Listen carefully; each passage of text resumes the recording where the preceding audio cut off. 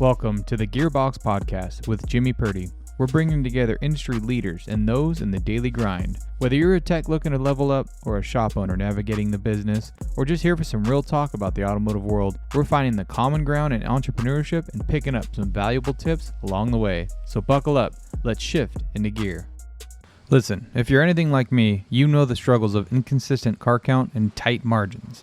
That's where Repair Shop of Tomorrow comes in. They help shop owners like us increase sales, improve efficiency, and grow our businesses with proven strategies. Check them out at repairshopoftomorrow.com today and start growing tomorrow. Philip or Felipe? Felipe. Felipe, okay. I go by any variation of it. Philip. When I go to get my Starbucks order, it's always Phil. Keep it simple. I'm sure you've been called a lot worse. Yeah. As we all have been, right? Exactly. Well, I'm excited to have you on, man. You got a pretty cool thing you got going on. I've heard just a little bit about it, but I'm going to just let you go from kind of square one. So it's an AI integration, correct? Yeah. It's an AI tool that integrates with your CRM, and advisors can use it on their devices to. So if I take it from the beginning, how it works is they simply can push a button to record the conversations, the interactions that they're having with their customers. It also records the interactions that they're having on the phone. And then Rilla, what it does, it transcribes, analyzes it, and gives them feedback on how they can improve their pitch, follow the process, ultimately helping them increase their close rate as well as their average repair orders. Okay. Yeah. So it's using... Are they pre-programmed prompts, or how does the AI bot, how's it learning what is good and what's bad? Yeah, no, that's good. The AI is constantly learning from like the process. You know, we have this model that has been constantly trained over hundreds of thousands of research papers, documents, trainings, and sales. But also we are able to adjust every single customer's profile to have their own process that they follow on it. And the AI picks that up pretty quickly and is able to tell, all right, from the 10 steps that they should be executing throughout the process, or 30 steps, however many it is, it'll be able to give them feedback on each one of them, not only determining whether they did it or not, but also some pointers into how, they could potentially modify it, whether they hit it 5 stars or left some meat on the bone for it. Sure. Sounds like it probably still takes some form of human interaction to make sure that it's directing someone in the right way. Like there's a lot of gray area there, whereas like certain situations need to be handled a little differently, right? Like there's always the customer that needs to be handled with kid gloves, right? And it's like, so the process can't always be exact, like this is exactly how we're going to do it every time. And yeah. So when it comes, I guess my question is like, when it comes to this bot, is it evolving as it learns in your shop, or are you reprogramming new information into it as the months pass? It's both. So, the models are always getting better and learning more, but we're also able to almost like kick that into the next gear by manually intervening with it and also being like, all right, I want you to do this instead. And that's something that we meet with our customers in terms of like what they're seeing, from how the bot's reacting, how the trackers are being scored. And then we can also modify it just to make sure that it's exactly what they're looking for. Because as you're saying, everything exists within its own context. Some customers would rather have it in a way that's a lot more generous, generic, broader. And some of them want it to be extremely specific, like, hey, I want the bot to be super anal about these particular steps being hit every single time by saying these exact phrases. Whereas someone else might be like, okay, I'm more interested in folks just kind of like explaining the idea, the concept, and in whatever language or words they want to use, right? It's more about like just big ideas. Have you heard of the dope personality? The dope personality? Yeah, it's dove, an owl, a peacock, or an eagle, right? Those are your 4 main customer profiles, right? So you have the dove, right, which is the sweet little lady, right? She just be very careful and cautious. You have the owl, right, which is very like technical. Just give me the facts and I'll figure it out, and I just need the numbers and exactly how much. You got the peacock, right, that wants the show, right?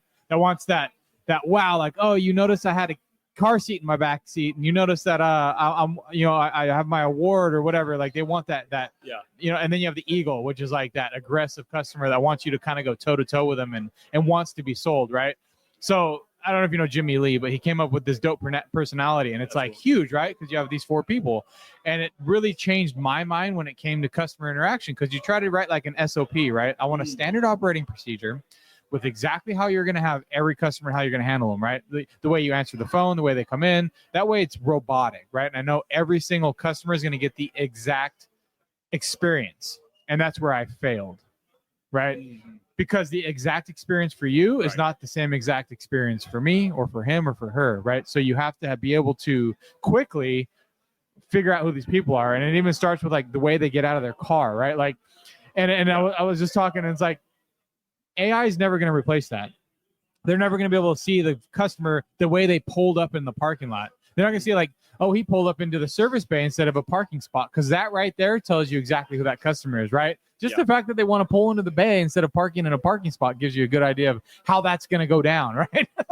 No, 100%. So it's like, so I guess my question was like being able to get different customers and use that to interpret the way, because one of the big things I have with advisor coaching and in even listening to recordings myself, there's always the but, right? And I always like to say it's and, like there's a problem but it's like, well, I had this problem, but, right? And it's because it's a special, and I'd say 9 times out of 10, it's like, no, you're the problem, not, like you could have, but there is every once in a while that special exclusion where it's like, okay, they do need to be treated a little differently.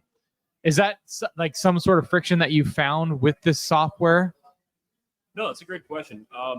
So 2 things come to mind. To the dough profile, it's really cool because I hadn't heard it that way. Have you heard disc profiles? Yes, we've done disc. Is that like a similar kind of like? No, it's very basic. Okay. It's literally everything I just said was like the whole thing, right? It's like, it's just knowing that there's these 4 different personalities, and then just using that subconsciously to like look at someone and say, oh, they're more like a dove, or you're more like an eagle, or like the peacock's the flashy one, right? And it's like, so it's just like a simple, because you can see it in your head, right? There's a visualization that's going on in your mind right now. It's a simpler framework, yes. but it's not like the logistician and like what are the other ones in there's the Brig Myers, and there's a bunch of and I do that with the employees and the technicians and the advisors to get a deeper sense of who they are, but you can't really give clients a 30 question hey, can you take this test for me so I can figure out who you are? So no, it's funny because like what it seems like it's this customers that I was talking to, they're using disc profiles the way that you were like using the dough profiles as well, because what they're using is and this is a really cool thing about my job is I get to learn a lot from my customers, because they grab this tool and modify it and run with it in a different direction. I'm like, wow, I never thought about this, right? They modified it so that in every call, the first thing that the AI would like highlight was what was their disc assessment based on the conversation. Oh wow, okay. It wasn't, it's not that they gave them a questionnaire, but just like the AI is basically, going in, it's figuring it out on its own, making itself an expert in disc profiles because it's getting prompted to do that, and it's basically assigning that to the customer. So when the manager is sitting down to review that conversation, they're like, did you identify during the conversation that this was kind of like his personality traits, and how can we make your sensors be a little bit more in tune so you can identify that quicker in those conversations? So it's still all after the fact, but ultimately helping them with their subsequent appointments to just be more in tune and more fine-tuned with how they're finding those things. And so that's the first thing. And then the second question that you're mentioning is there is always that nuance, as we were talking about it, every appointment exists within its own context. Like, you only hit 7 out of the 10 steps of the process, but that's because the conversation went in a different direction and actually you rolled with it really well, right? And it's not that you did a bad job because you didn't hit all the steps.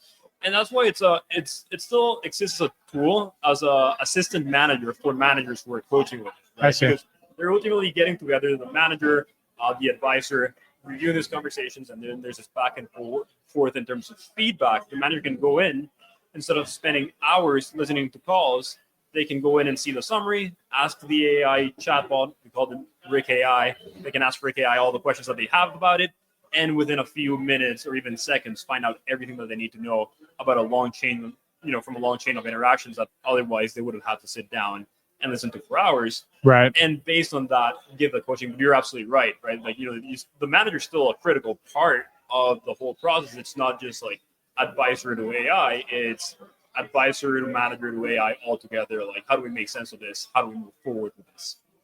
Yeah, when you're dealing with, you get to the point you start dealing with 80 phone calls a day.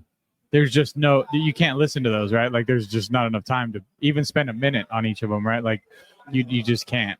And I can see that being a pain point, and I can see a lot of like, oh, that's totally unnecessary for me because I only have one advisor. And well, yeah, if your car count's under 100, I don't think that's really a necessary tool because you can kind of do it yourself.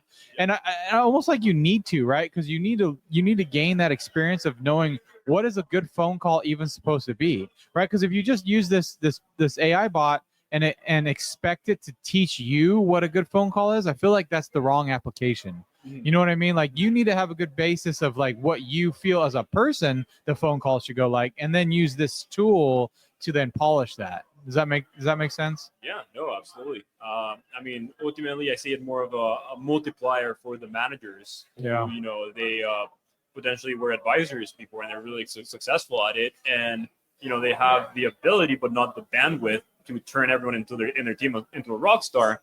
Now with this tool, they're a little bit closer to that. Yeah, that makes sense. Mm-hmm. The one thing I really I could appreciate seeing in the presentation today was the transcript, right?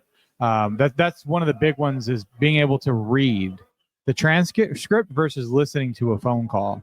I feel like you can more easily pick things out of text than you can when you're listening to something, right? Because sometimes you get a little wrapped up into the emotions of the phone call, right? Yeah. Right, because there's an emotional context in the way we talk, and like you can pick up, like, oh, I see why. But as soon as you read it, it goes so much more black and white, right? Yeah. And so I could really appreciate it. And then seeing the highlighted areas, it's like, oh, that's genius, right? Yeah. Like, I'm not reading through an 8-minute phone call. Like, that's a lot of, especially if you're doing like 10 or 15 a day. Like, I'm not going to read that, but to see that in a transcript and see the highlighted areas where you've loaded, hey, chat, find these key areas, and then you can just dig through it pretty quickly, actually, and find the failures. Yeah, no, exactly. That's a really cool thing about it, just the way it has like all these different ways. Because ultimately, it's funny. Some of the managers that I've seen run with Rilla the best is they were telling me like, oh, I would have loved this, when I was an advisor or a technician, because I used to record, with a recording device in the 90s, right? I used to record and then go back and play it back for myself. What's cool about this now is that it's much more easily adopted. It took a certain degree of discipline to be that person back then. Sure. Now you just like with the ease of like having the highlights, having the Rick AI chatbot, you just get the information immediately, and it's just the friction's no longer there, right? It takes much less to be able to get those insights. Well, the corrections can be made much more quickly, right? Because the one thing about it is if you have an off day, or your advisors are having an off day, right, and then they have a bad phone call, like you're usually not going to know about it until like the end of the week, right? Or maybe you're like doing your checks, happen to be that day, and you're able to catch that bad phone call. And it's like, sometimes you get a phone call and someone might be in a bad mood or like overloaded or overwhelmed, and it goes from getting the car into the shop to like sending it somewhere else because they don't want another car in the shop or whatever it is, right? And so being able to make those corrections in real time is like, it's real critical too. So is that something where this product can actually in real time filter through phone calls and say, hey, you just lost a customer, hey, you just lost a phone call, so then you can follow up on that? Yeah. The reason why I'm smiling is because that's something that we're currently working on. Oh, okay. And we're running some beta tests with a handful of customers. Okay. Our CEO, Sebastian, the CEO of Rilla, is really involved with product development, which I think is great. And so he just spent the entire last week. We didn't see him a single day in the office because he was at client sites with customers trying out this new real-time that we're currently developing. Because that's also would end up being really valuable, right? Not just always after the fact training, but also being able to get some alerts of like what's going on in case there's an opportunity to like help someone out on the spot, right?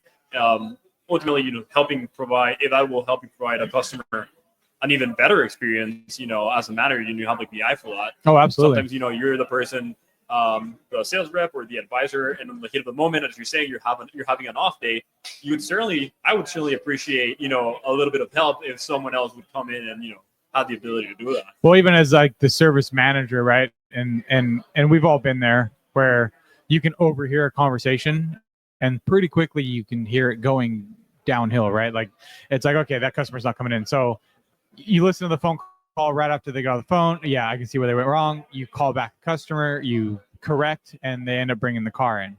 You listen to the phone call at the end of the day and you call them the first thing in the morning, you're not getting that car. The car is already somewhere else, right? You've already lost it.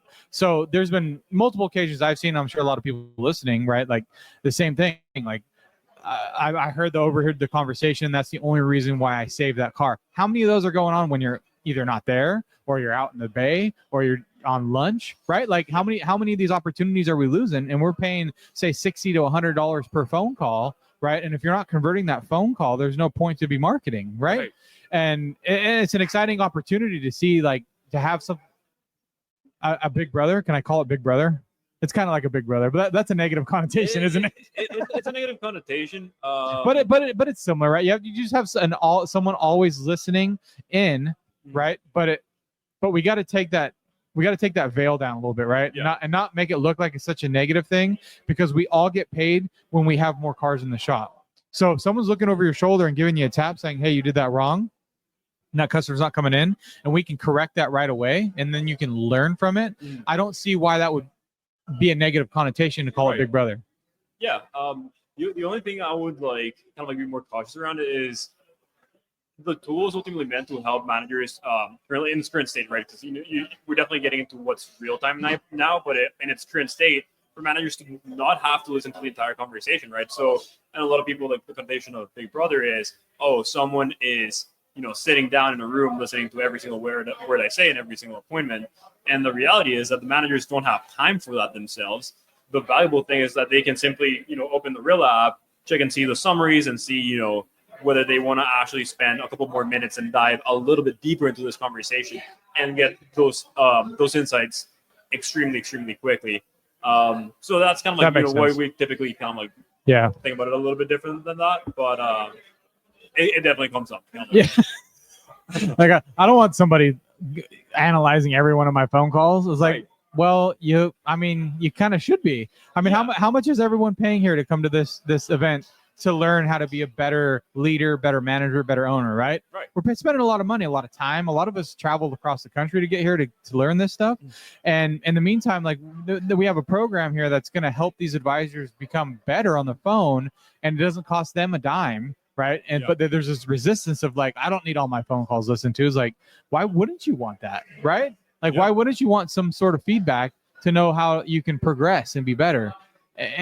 And then I know we're not talking about the real time stuff, but for the past side, because you could even send those reports to those advisors, correct? Where, you could do like weekly check-ins, like, hey, here's your summary for the phone calls for the week. Why don't you go home over the weekend and you can look it over? And right. Like, who wouldn't want that? To like help you think you're on top of your game or something? And the best advisors are not even waiting for their managers to give them the summary and like the comments and the feedback. They're going in themselves. And being proactive about listening to themselves. Key point there: the best advisors, the good ones. Yeah, that was the key part of what you just said. Exactly. Not all advisors, the best ones. No, but the good part is that they're all able to get help, from their managers, giving them that visibility. And that's why I think that the sports analogy is super critical, right? You have like all these superstar athletes, and it's not that they got coached and reviewed game film in high school and then maybe in college, and then when they get to the NFL, they're good to go, right? They're just like, do you think practice stops when they're in the NFL? Exactly. It does not. They still have the coach on them the whole time. They're still reviewing the game film. It's because exactly what you were saying, a few minutes ago. Even like these athletes have off days, and you got to keep yourself in check when you're in like these high pressure environments. And sales is essentially a sport. That's like the whole real. It absolutely is. Right? Yeah. But every day's game day, right? And we don't have any practice. Exactly. Right? It's like back in sports, we would practice. Like how many times did we practice before we played a game, right? Back in high school, right? Yeah. When we were on a team, like how many times did we practice versus how many game days we had, right? Yeah. It's like 10-1, right? And then we get into like something like sales that we're all in, and then every day's game day, but there's no practice. So we do 10 game days versus 1 practice day. It's like flop. It's like, well, no wonder why we all suck. Yeah, And then now we're all worried that Chat GPT is going to take our job. Well, it probably is because you don't freaking practice enough, right? So if you can use the tool to practice, then like why wouldn't you want this? So I don't know, the resistance of chat and then it goes right back to the conversation about like chat taking all of our jobs. It's like, no, it's just going to take the people's jobs that suck. Exactly. and I think Joe was mentioning this today as well. I completely align with his vision on it. Accounting jobs, lawyer jobs. Those are the ones that are currently seeing. We're seeing a lot of momentum from where chat is heading and what it has a really good ability of replicating. Sales and the interpersonal skills are here to stay. I think that's one of the most things that it's gonna become even more valuable with time. And it's one of the things where chat's going to be very good as a complementary tool to it rather than like one that's actually disrupting it entirely. Right. Like I'm not going to sit down and have a conversation with a chatbot, right? Like this, you'll never get rid of this interaction right now. And this is the same thing as when someone walks into your shop, right? This is the same thing as when you walk into someone's shop and try to, sell in quotes your product, right? It's an interpersonal relationship, right? Oh, absolutely. And it's never going to go away. Yeah. So on the chat side of things, when it comes to the bot learning, is that information going to stay proprietary to the shop, or are you going to use that to further educate that? What did you call it? What was his name? Lenny? Rick AI. Rick AI. Rick. So are you gonna have Rick learn from these shops and then sell Rick to other shops as it advances, or how does that future of that look? Yeah, no. What's really cool about it is like the data itself in our contracts with our customers. They own the data, right? So we don't have like a commercial right to like, sell it or use it to train models outside of like, the use case without any, without permission from the customer. So that's something that our customers appreciate ultimately is the fact that we go, a really long way to protect their data. And it's just protected contractually as well. So, customers all the time ask us like, hey, we want like download all of our data files and we want to have them offline somewhere else. We'll do that for them.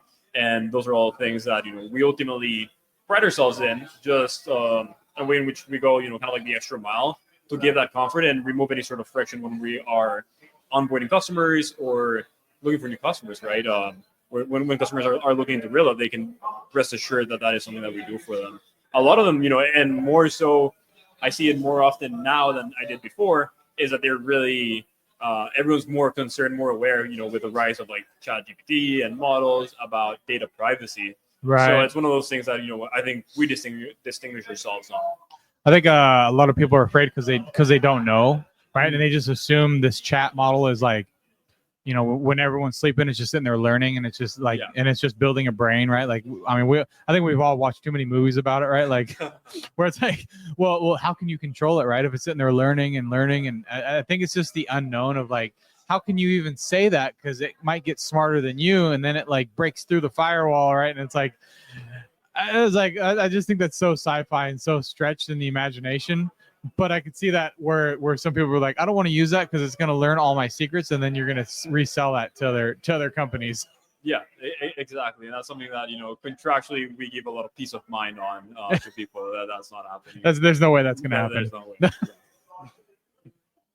That's a very cool tool. I mean, I think there's a big future there. What was the launch date on this? So how long have you been developing this? The company has existed since 2019. But without any customers until 2022. Okay. So yeah, the co-founders hacking together the tool, just the four of them, coming up with the idea, iterating on the markets, and ultimately there is a little bit of momentum in 2022, and we've grown a ton since. Nice, that's awesome. Yeah. I guess we didn't touch on is like how the functionality works. So is this an app or is this something that's how do shop owners stay in touch with it? So there's two different interfaces. The advisors and both managers and advisors can use either one. Advisors, we see them more often using the mobile app because they can use the mobile app and record on the Rilla app the in-person interactions, and they can go back and review it, talk to Rick AI, do everything on the mobile app. Right? It's kind of like a one-stop shop. At first, it was more tailored for advisors, but as it's gotten better, managers are starting to use it. A lot of people are always on the go, and they'd rather plug it in. Now it has like a hands-free functionality where you can talk to Rick and Rick talks back at you and like gives you the insights that you're looking for, kind of like Siri.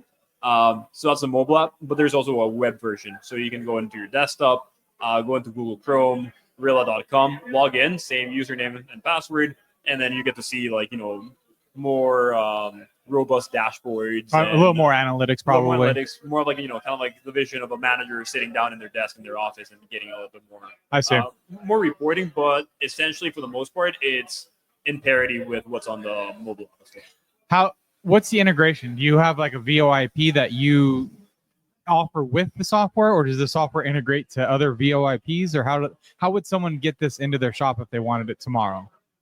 Yeah, that's something that I wish I had one of our engineers here for, because they're the ones that we have a couple of integrations engineers who are currently expanding the suite of software CRMs that we integrate with. Okay. TechMetric, RingCentral, we have a deep integration with. So for the most part, if there's an integration that when a customer is signing up for Rilla, they have a software that we currently don't integrate with, we add it to our queue of things that we want to integrate with so we can give them a good experience out of the gate. I see. Yeah. Okay, so I guess the point of my question was, so you don't offer the phone system, it's an add-on to the phone system, but you have to have you will be working on integrations with different VoIPs and stuff like that. Correct. In the future. Correct. So to give you an example, if this shop has RingCentral, we can integrate with RingCentral and we pull the phone calls into Rilla. And if you also want to record the in-person interactions, the appointments, the conversations that you're having at the shop itself, you can use the mobile app and record like that. So you don't really need an integration with that.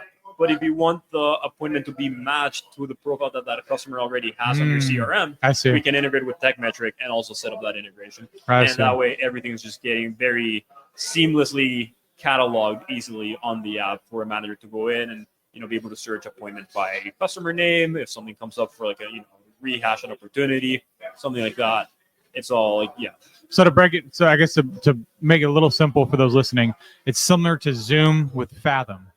Would that be like a fair? I haven't used Fathom that. Oh, okay. Yeah. Fathom's like the AI note taker. Okay. So if you do a Zoom call, like we could do this right, it would take your entire conversation and break it down into an AI note taker, and then it would summarize, the different notes along the way. As far as the integration goes, yes, it's something like that. So it's just listening into whatever phone system you have, and then using that as a third party app to then go through. I guess you'll use Fathom one day, and you'll be like, "Oh, that's exactly what it is." I think. I hope I'm right there. I'm trying to pick it up what you're putting down, and it sounds like a lot like it's just kind of a note taker using AI as an integration. But it also sounds like you can prompt it to look for certain aspects, and I think that's where Fathom with on Zoom that's where it stops, because you can't. Not that I'm aware of, I don't think you can prompt it to look for certain things. Yeah. In terms of Fathom, there's a ton of note takers on the market. I think there's like, I'm trying to think of a couple, but right now I'm blanking on their names. But I've heard of other software like Fathom. We actually we built our own Rilla integration with Zoom, so we use Rilla ourselves, which is really cool. It's like we get to use our own software on a daily basis. I see. So it's cool because even my team, we're giving our engineers feedback all the time. That's smart. Rilla, how it differentiates itself, it's like an end-to-end coaching tool. So there is a transcription element and there is a summary element, which would be probably the extent of a note-taking tool. Sure. But then when you go and see the customizable processes that you can track, that's what you're talking about, like the customizability of the things that you can track for specifically, and how that all goes into all these reporting scorecards. From a bird's eye view, you can track how your team is doing in terms of performance, correlate how their process compliance correlates with conversion rate and average repair order, and see from there which levers you need to pull, and then also the ability for managers to coach the team, create clips, build a library of different clips and best practices that they can use in team meetings for training. So it's just more like the end-to-end ride along, or kind of like coaching solution that you get with it. And that's the importance of it integrating into your SMS. That's where the magic happens, because without the integration, then it won't know what the close ratio, it won't know what the RO is, it won't know any of that. So sounds like it's pretty critical to get the most out of it to actually have that integration in your shop management program, so that you can really reap the benefits, because that's where it sounds like it really starts getting fun. Yeah, exactly. It's one of those things that we're actually building two things in tandem that I'm really excited about. One is real time, but the other one is, we call it Big Rick. So you have little Rick basically within each conversation, and you can ask it questions about the appointment. Let's say you spend 20 minutes talking to a customer, what were their objections? How could I have handled these better? All these different things. Now we're building out BigRig, which sits on top of your database of conversations, and you can be like, what are some trends that I should coach the team on? And it's going to look at the process and see which steps of the process we're hitting the most or missing the most across many different appointments. And then you can create all these graphs and correlation charts. And, bring it back to one of the things that I said at the very beginning.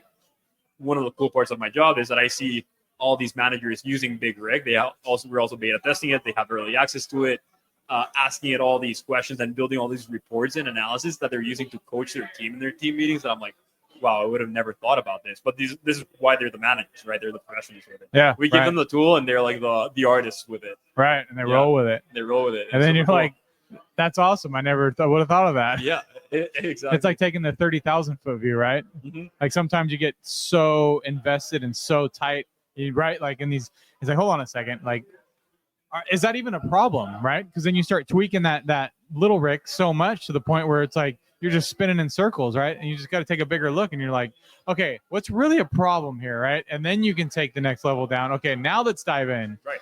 I can battle this one guy forever on this one thing that I'm noticing that he's not doing. But what if I take a bird's eye view and see that across the team, there's this other step of the process that we're just completely missing the mark on. Yeah. The highest leverage thing that I can do is go into team meeting trainings and coach on that one particular step, because now it's not one-to-one coaching, it's one-to-many. We're all elevating our game based on this. Yes. Yeah. And you're not like picking on the one guy where he's like, well, he's doing this, right? Like, and you're totally missing it because you're so focused on Billy or Dave or Richard or whatever his name, right? Like, you're just so focused on that one thing that's bothering you. You're missing the bigger picture. So it's exciting to see the evolution and see the different products of AI starting to evolve into the market. And it's nice to see that it's being used effectively, right? And it's not like this big scary thing that like is going to take everyone's jobs. Yeah, no, it's one of the things that I enjoy the most out of working at this company. It's just like seeing people, I not only follow up with managers themselves, but with advisors and just talking to them and just hearing them being mind blown about, like my repair orders went up by this amount, and the only thing that I've been doing differently is Rilla, and it's just one of the things that I love the most about this job. So on the kind of last question I got for you, what's one of the most common trends that you've heard working with this company, say over the last year? Is there some particular feedback that you've gotten that really comes to mind? Feedback as in like managers to advisors? Just anything positive or negative if you wanted to go that way, but just anything in general that like you've noticed someone says, this has really surprised me because of, or something's like, hey, I've really had a great ARO bump, or just anything that you've heard as a trend since you've been with the company. Yeah, the one thing that comes to mind is, and I hear this time and time again across different industries, there's this, from what Joe and Todd were talking today about like the trainings, things about, hospitality that Todd has been implementing since, the 90s in his workshop, right? There's some of these things that are just have been knowledge within the industry for many, many years, just conventional wisdom, that now with Rilla, they're like, okay, we kind of like had an idea that this was the case, that these are the different levers that we can pull to help our team. Now we have irrefutable data that we can be like, this is how much, is being left on the table because we're not doing these things, because we can create these correlations and graph, when you do this, what happens? When you don't do this, what happens? And it's like, it aligns really well with what we've always thought, because that's, decades and decades of the industry arriving at these conclusions. Right. And now the data arrives, and it's the quantitative data backing a lot of like the qualitative conventional wisdom that already existed. And it just helps accelerate, drive the point across much more efficiently across. Dude, that's huge. Yep. That's huge. Right. Because it's not the boss coming in and just telling you to do something because he's the boss. Right. And that's what the problem is. Right. You tell this third party. It's right. Like, yeah. Right. Like, dude, I'm not talking out of my ass here. Like, I haven't been telling you to say these things because I want to hear you say them. Right. Like, here it is. Yeah. That's huge. That's the biggest takeaway I think anybody can get. Yeah. So if anybody's interested in getting a hold of you, how do they find you? What does it look like? What's the setup? What's the process like? Yeah. If you go to our website, that's Rilla.com, you can book a demo to check out our tool. One of our amazing account executives will do a demo for you. I can also plug my email. It's Felipe, Felipe @Rilla.com. And that's Rilla, Romeo, Igloo, Lima, A Alpha. Okay. Yeah. The whole time I thought they're saying gorilla. I don't know. I just kept hearing gorilla. I'm like, are they saying gorilla or is it Rilla? I'm trying to remember. I might be wrong, but I definitely heard. Yeah, I think the case is that it came from when 2019, 2020, the tool was still developed. It was an idea similar to Rilla, but it wasn't currently what it is. There's like a different idea of what the markets where they would have like where they wanted to first implement this, and the first thought was in-person commercial or retail marketing. So kind of like the saying guerrilla marketing. I think it did come from that. That's working. Okay. So yeah, I was gonna ask you too, so I'm glad you explained it before I had to ask. yeah. So from gorilla to Rilla, and it's funny because now we're creating all these new workflows that are more like a game in Rilla, and how you have like the Duolingo bird. We have like now the Rilla Gorilla. I don't know if they're probably gonna come up with a name for him, but we have a whole team of engineers like animating a little gorilla. Frank the gorilla. Frank the gorilla. I don't know. Rick the gorilla. There you go. Rick the gorilla. Yeah. You said Rick and Morty. That's what it should be. Yeah. Pickle Rick. Well, I appreciate your time, man. Thanks for coming in and hanging out and tell me about that. That's really exciting space right now when it comes to what you got rolling out, right? Yep. But just in AI in general, right? It's just like the opportunities are endless. So, Hey, sorry to cut in, but I got to let you know about our exclusive coaching partner of the Gearbox podcast, Repair Shops of Tomorrow. If you're ready to take your shop to the next level with proven strategies for profitability, ARO growth, and operational efficiency, visit repairshopsoftomorrow.com and start shifting your business into high gear.